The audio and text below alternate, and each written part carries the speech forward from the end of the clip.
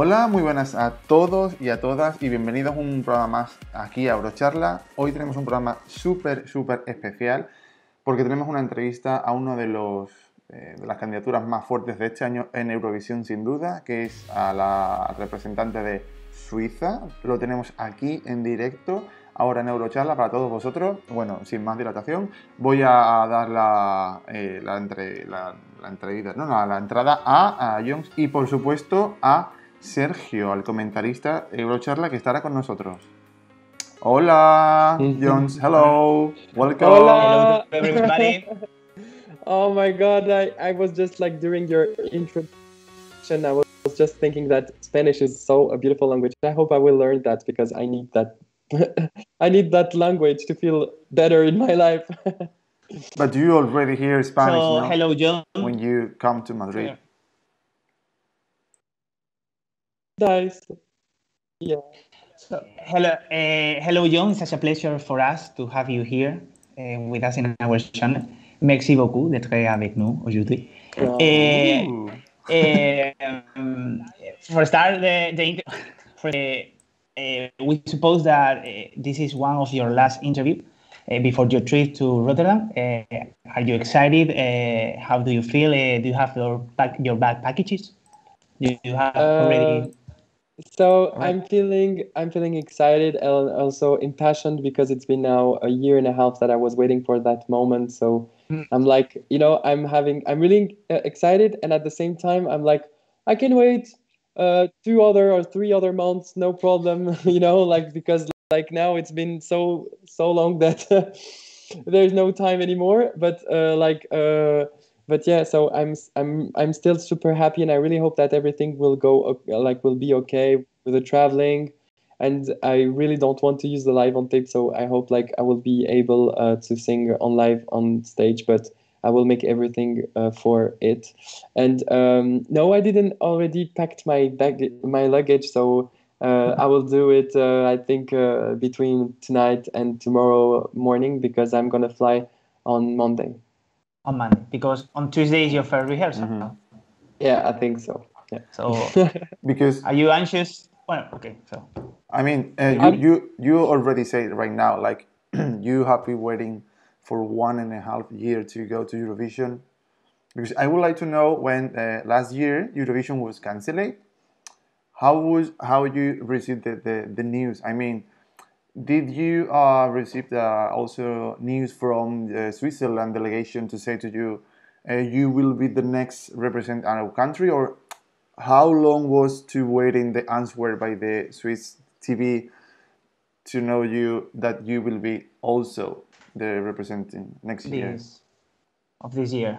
So that's quite funny because I mean I don't have the feeling that I lived the Eurovision experience, because for me, the Eurovision.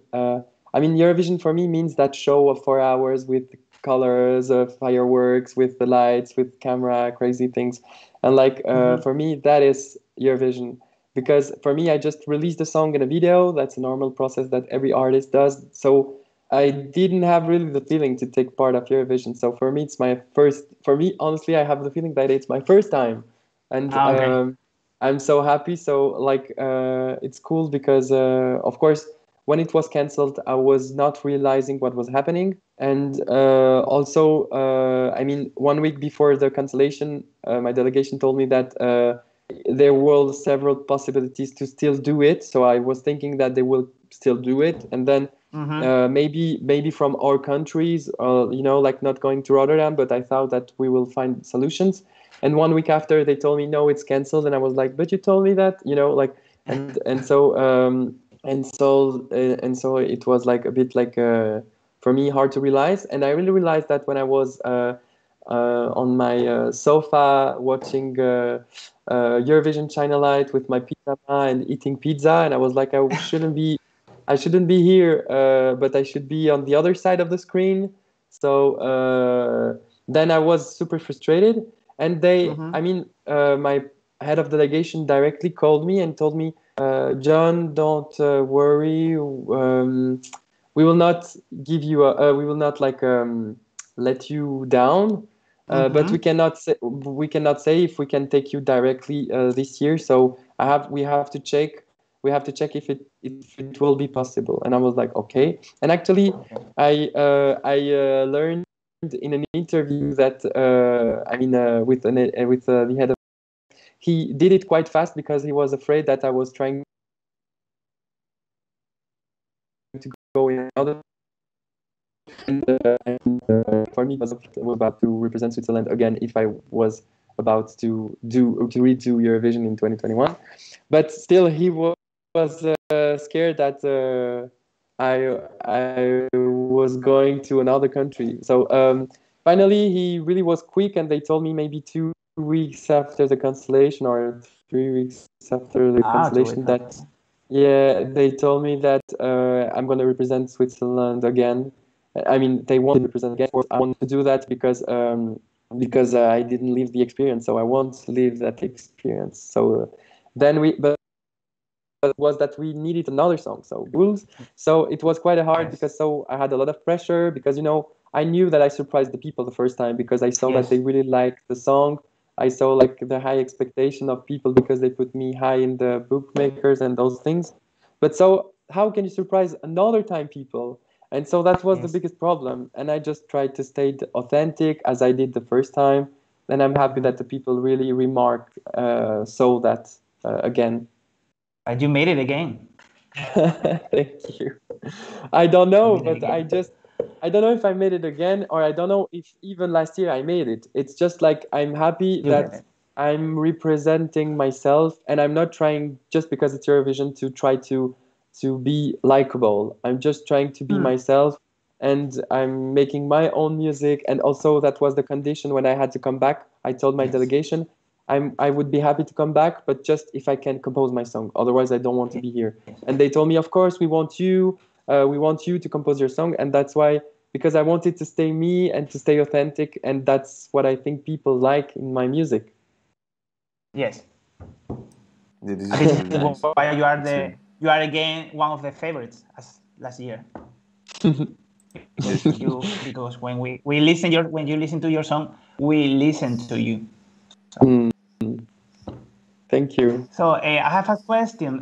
Sacha Jean-Baptiste is one of the most famous stage designers here in Europe. He has very good result in the recent contest. How is it working with her?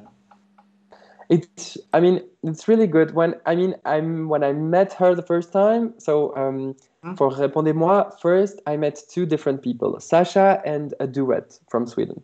And so I met them per Zoom, per Skype or something like this. It was, I don't remember. And so virtually. And so when I saw them, I first saw the duet and I said, okay, I want to work with them. I don't want to, I don't want to even speak with the second person. That was Sasha. I was like, those 2 people are the people with who I want to work. And then my head of delegation told me, yeah, okay, don't be too stupid. It's cool that you have already choose, but at least do that call with that second person, just in case, Sasha. Okay. And you never know. And so I did that call, and I was still sure. For me, it wasn't Sasha. I was like, no. And then when I went to Stockholm to meet the people, I had to meet them. I had to meet the duet and also Sasha. And I had the personal feeling.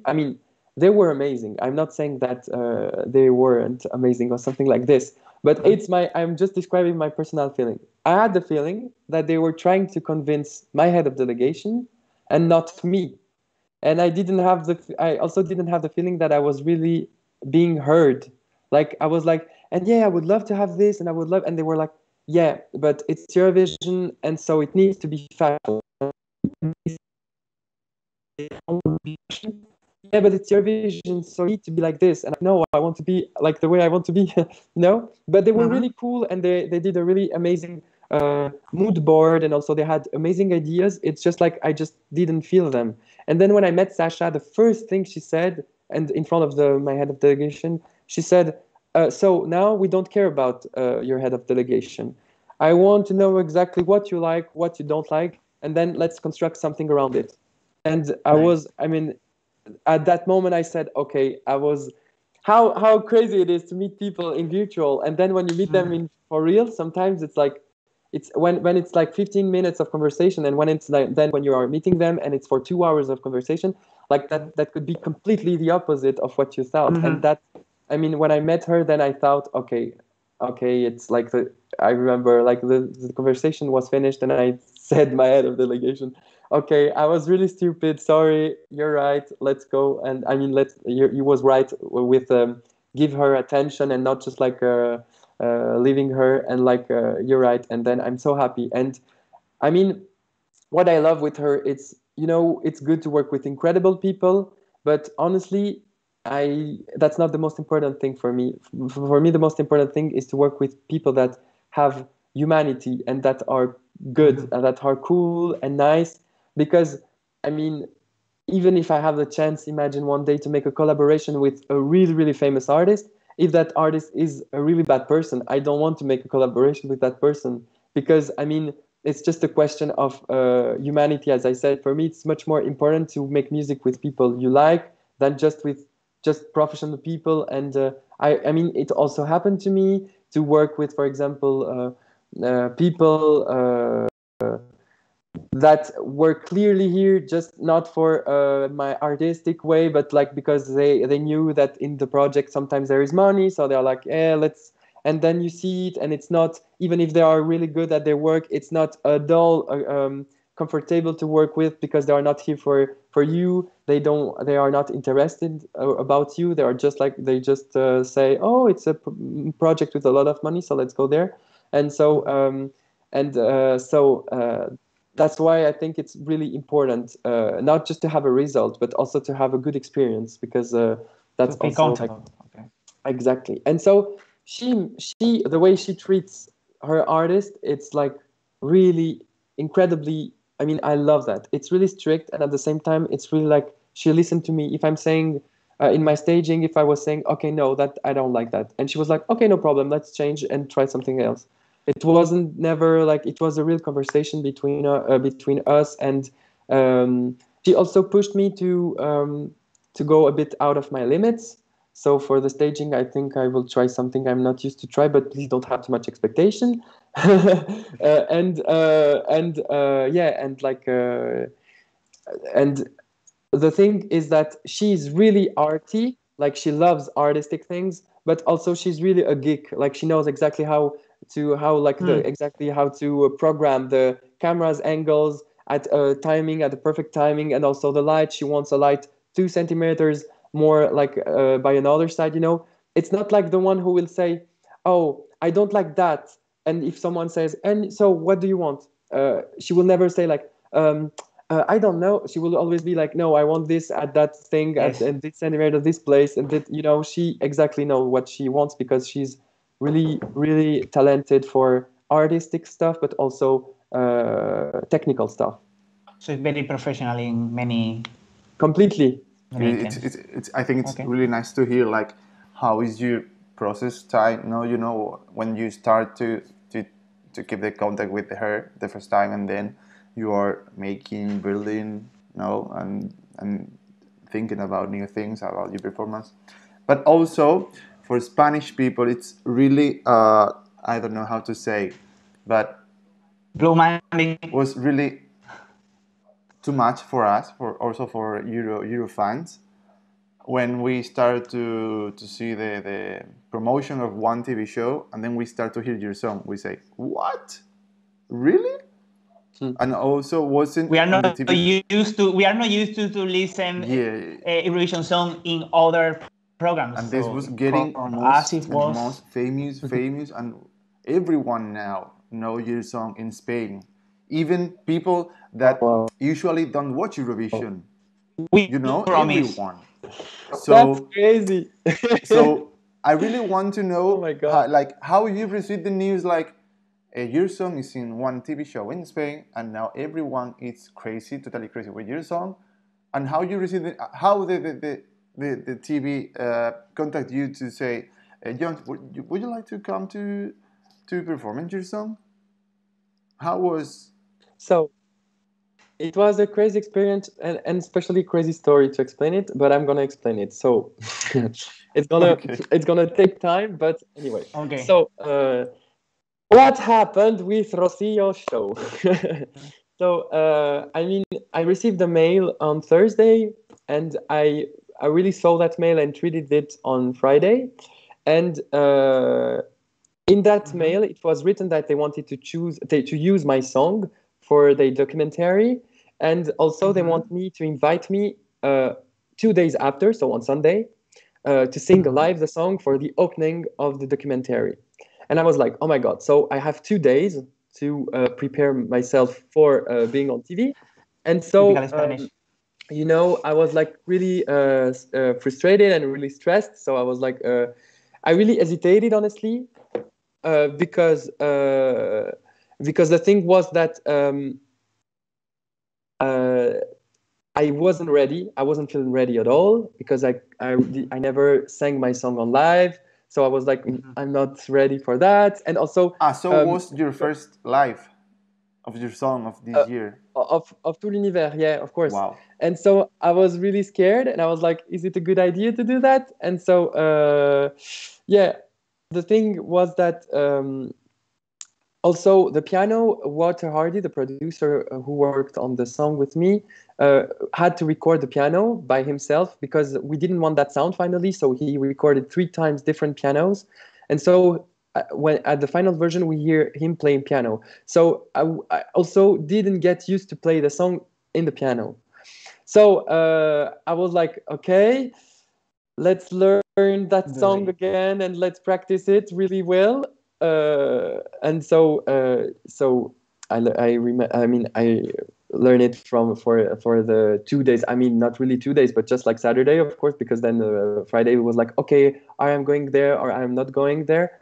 And so I asked them, is there any possibility to come and sing the song another time? Because actually I had a really, really important interview in France, and like that would be my first TV interview that was with a really big audience, and that was really important for me to present to find out also that to have multi for Eurovision, so I can just say, hey, I was here before, just don't forget me if I finished at the end or something like this.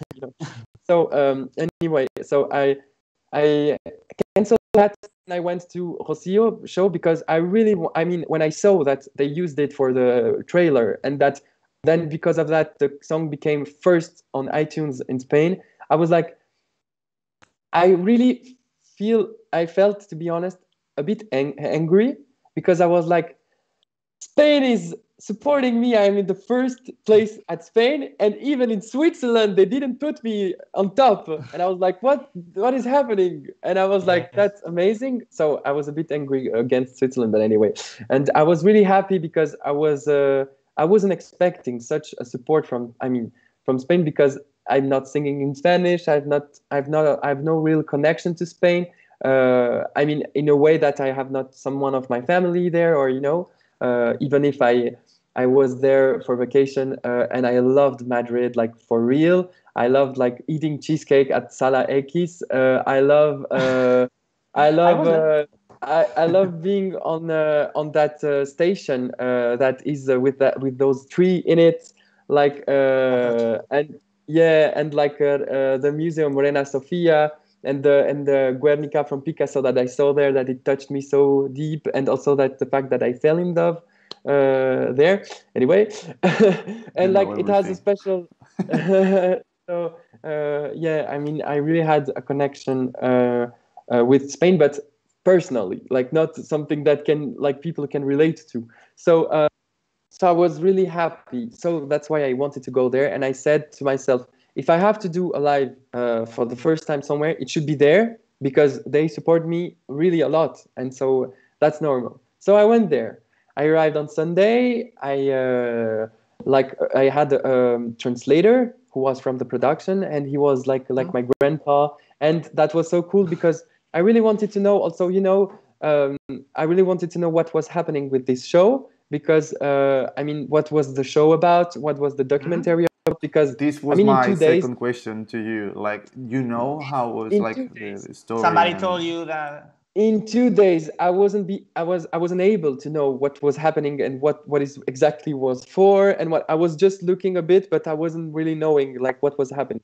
And then when I was there, I knew also because of the atmosphere that was quite of course it was quite sad, and also like you know it was like a special atmosphere. And so they explained me that it was for Rocio, like a documentary about Rocio's life and her husband that treat her really bad, something like this, like really like a big story, a big personal story. And I was like, okay.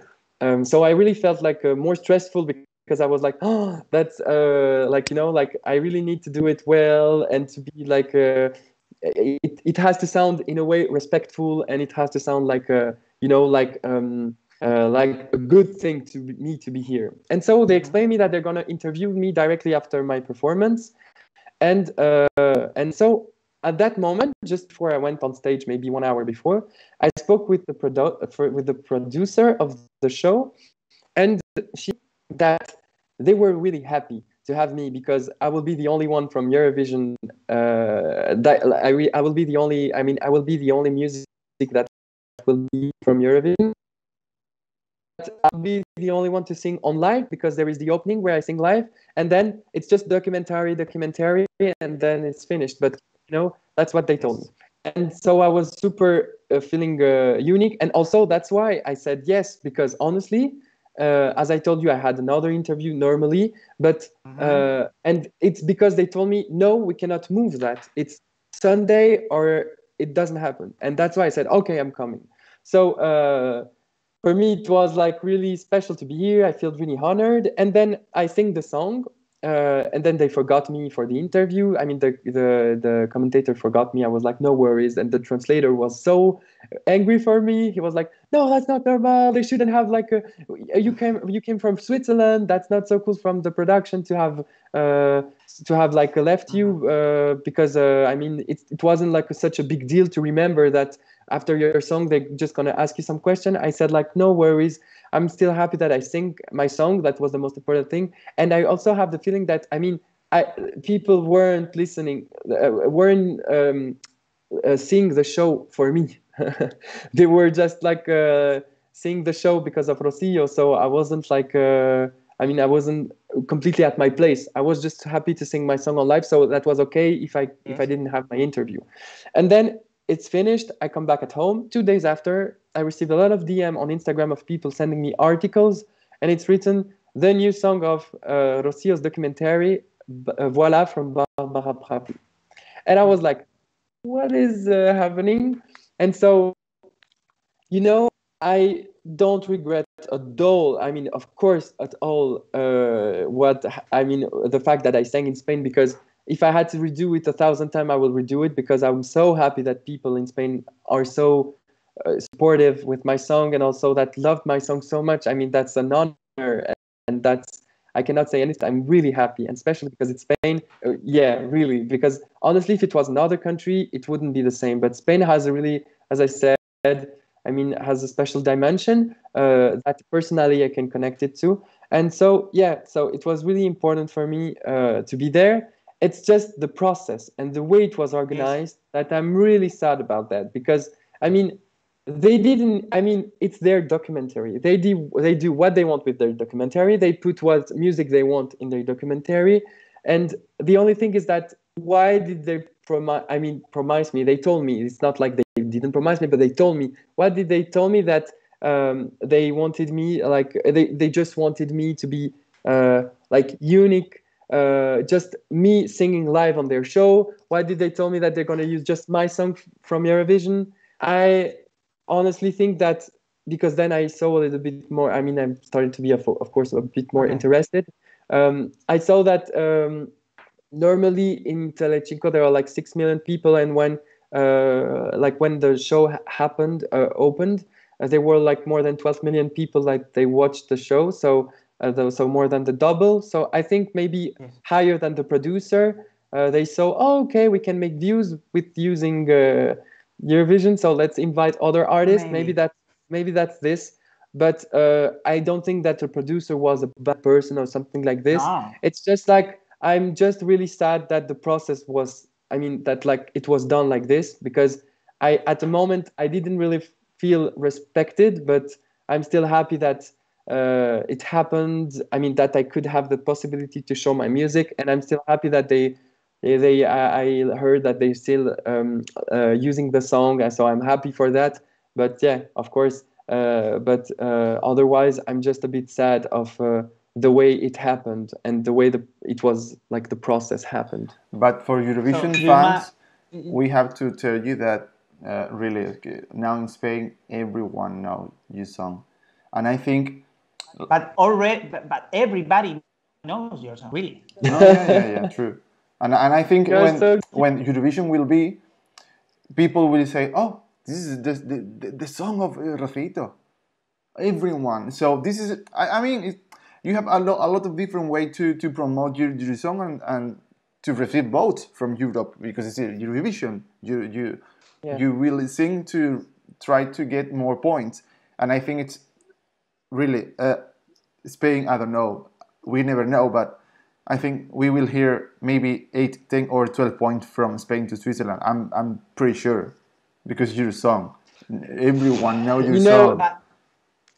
I mean, the most important thing, honestly, Eurovision is a step, and it's really cool, and I love the format in what I am, and I love that experience. There's nothing to say about that.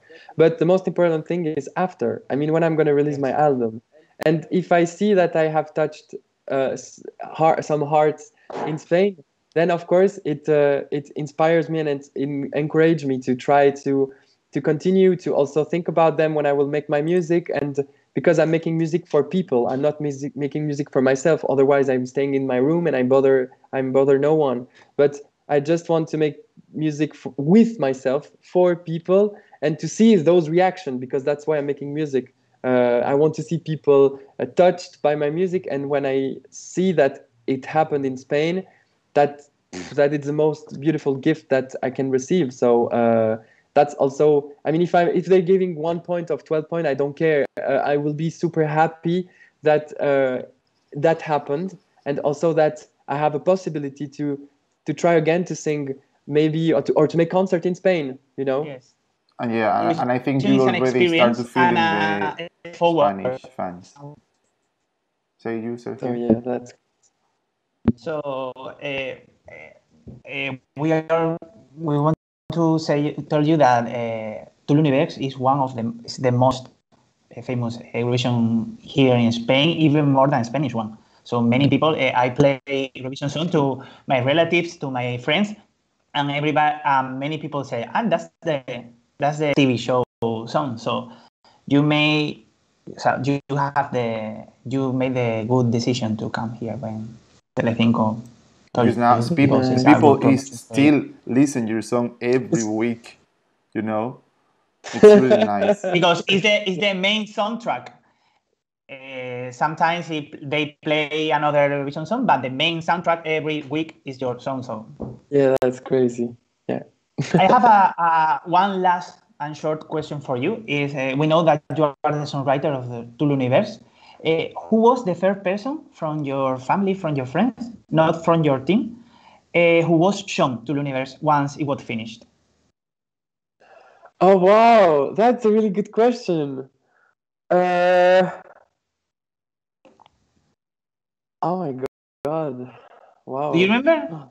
Honestly, I don't think so, because I think I mean, when I did Tout l'Univers, when we did Tout l'Univers, I remember I listened so many times in my car, and actually I have a crazy story about that. Once I was singing for the national Swiss TV, like for the celebration of Switzerland independence, like from and so I was just like singing for that. And when I was going to because it's 4-hour roads from my place, so I was driving, and because I have my logo on my car, people recognized me. And actually I had like it opens on the roof, like it's like the Gabriele. Yeah, I don't know how to say that.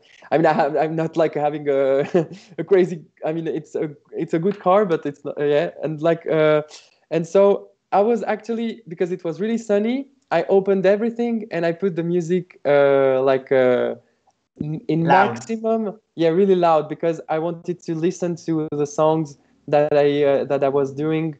So from the whole camps we did, and actually I saw a car, that's just crazy, that someone recognized me, and because they heard the music, because they were driving behind me, that's a crazy story.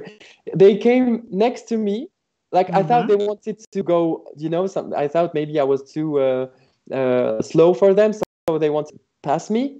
And actually, those crazy people just like went there, and they were at the same, like they were driving parallel with me just to listen to the song.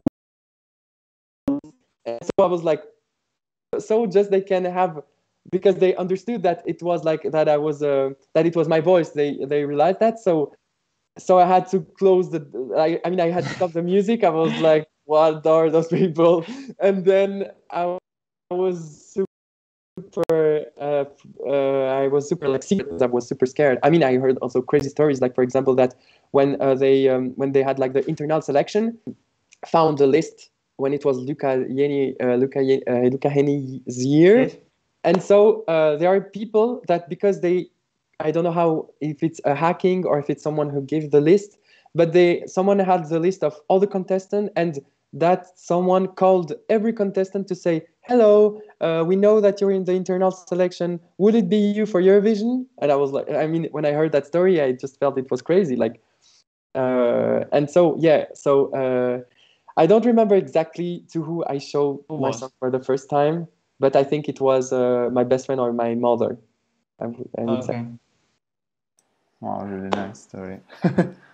And So, because because Sergio, you asked before, and that it stayed here, like because you asked before. So I'm feeling about rehearsals. I'm feeling quite anxious. Maybe not anxious, but a bit scared, of course, because I really want to give my best, and because I'm a perfectionist, and I think my biggest enemy is myself. So I will try to. I mean, the most important thing for me is to make a really good performance, but with quality, and that can touch people. And for Eurovision, my personal goal is to be on the 5 first one. And I don't think like to be the winner, it's to be the best, to be the best contestant. I just think it's when you win, you are the most likable contestant. I really understood that with the shows, because you will. I mean, if you are a rocker and you make a really incredible performance, and if you are making a really like just an a cappella song when you are crying, always like that there is one more likable than the others, even if it's like the same quality. So for me, like if I win, of course, for my ego, it's incredible, but my goal is to be in the first 5 ones, so it will say, hey Gjon, you did good, and you did a quality thing. So that would be cool for me to be in the 5. Okay, so nice. wow. So Pinilla, do you have some more question or? No, I mean, we don't have more time. I think it's amazing to hear your story. Yes. Yeah, all So your. we must finish. Yeah, and all your feelings. Like, how was the process to? Thank you. How you getting to Eurovision? How was your experience in Spain? Everything. And we just wanna tell you really good luck for Eurovision. We hope you really enjoy the time, the experience, for sure. One of the most important thing, I think. Thank you. Thanks a lot. And yeah, thank you for your interest. Interesting. You also you found other questions like nobody asked, and that's also a really cool thing. And yeah, and thank you both of you, and also Sergio.